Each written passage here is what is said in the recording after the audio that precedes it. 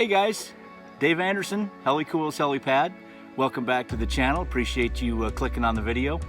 Hey, I'm going to be sharpening up this knife, but this isn't really the story here today.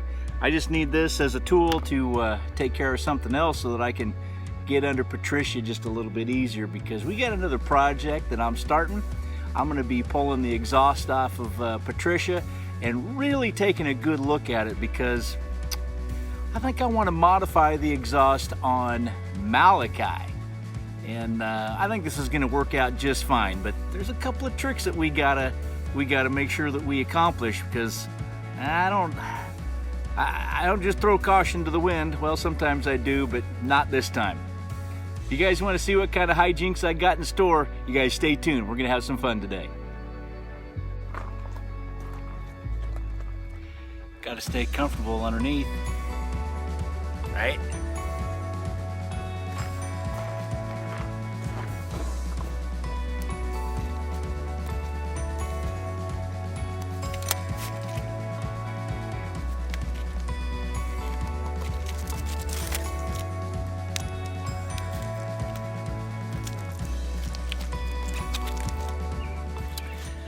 All right, so we're under Patricia, and this is the exhaust pipe, and I can actually see where the exhaust hooks right into the turbo, and this is where it first comes down. And I'm going to take this part off right here, get the whole thing out of here. I think the plan is that I am going to take this pipe, but I'm going to cut it pretty far back because I want to get the exhaust back as far as I can.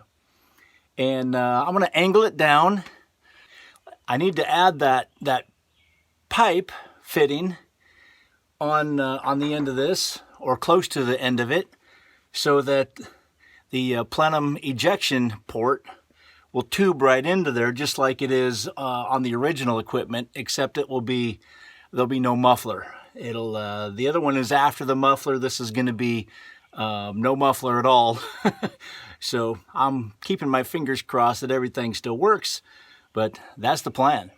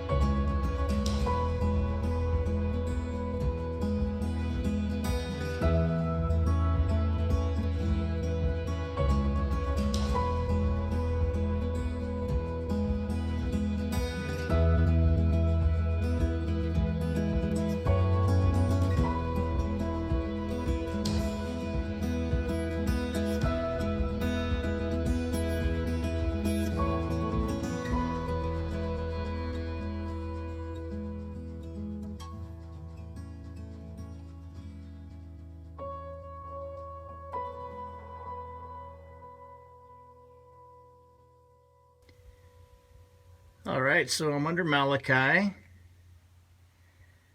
and this is the exhaust. Obviously comes into the big huge muffler here, gigantic thing, and right over here is this comes off of the plenum, that ejection port. So this, instead of going this way, I want it to go this way, over, actually on top of the drive shaft, come over here to about this spot, have a pipe right in here, and the tube, this tube, have it right here, so it can just plugged right in. I'll tilt it up just a little bit to make sure that the tube goes over the drive shaft and clears it and stays out of its way. But I think that'll work. It's going to put the exhaust pretty far back, which is what I want. I don't want it near the cab where it's going to cause a little extra noise for me. But I think about right in here is where I'm going to attach it, and then it's just going to be a down, at a down angle to funnel the exhaust towards the ground. I think that'll work out just fine.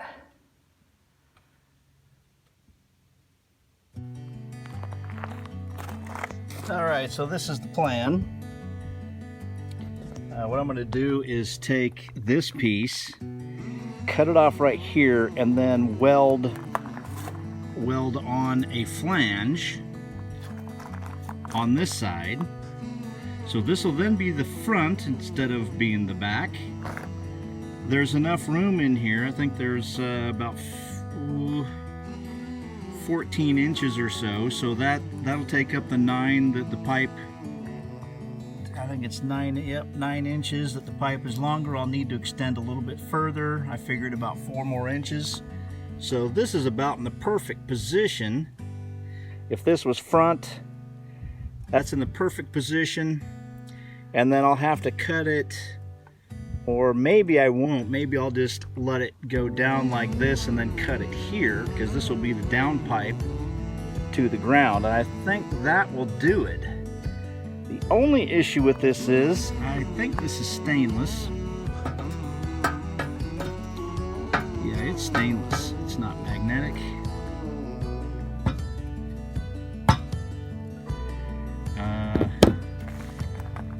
I don't have a stainless welder. I think I might have to talk to Bob about this. I think he might have to do this for me.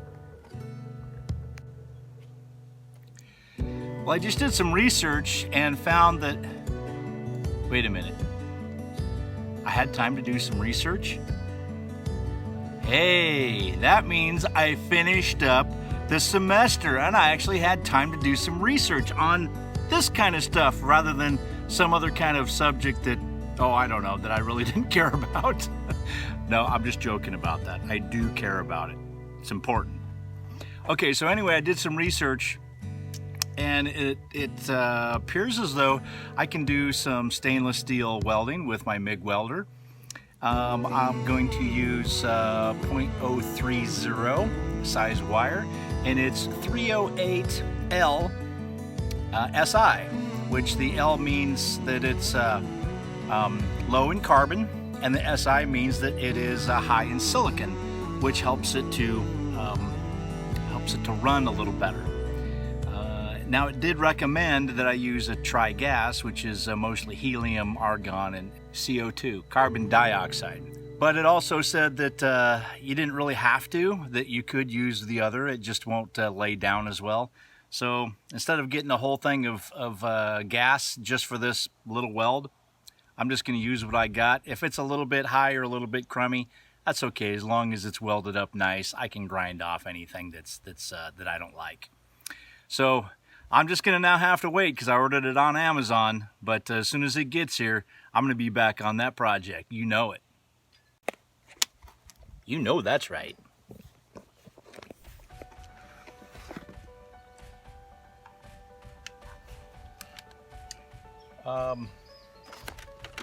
It's pretty dang cool.